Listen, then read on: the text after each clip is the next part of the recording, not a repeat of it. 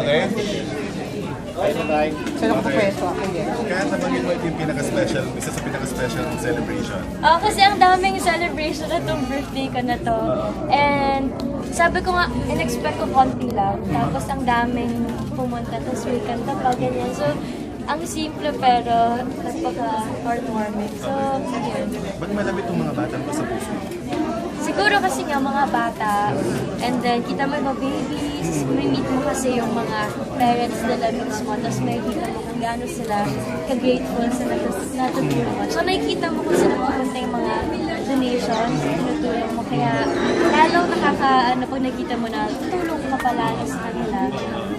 Talagang kids yung gusto mong tulungan sa mga adults. Isa siguro sila na parang sa atin naman kapag may bata mas gusto mo siya. Pero actually walang specific age as long as naramdaman ko na gusto mong tulungan. Tapos kailangan tulong, tapos kaya naman. So yun. Okay, Yaka, kamusta yung bakasyon niyo sa Balisin? Tama ba ka? Yeah, masaya. Bitin nga siya actually kasi ilang days lang doon. Pero private siya, kaya naman ang gusto ko and nag-enjoy naman kami lahat.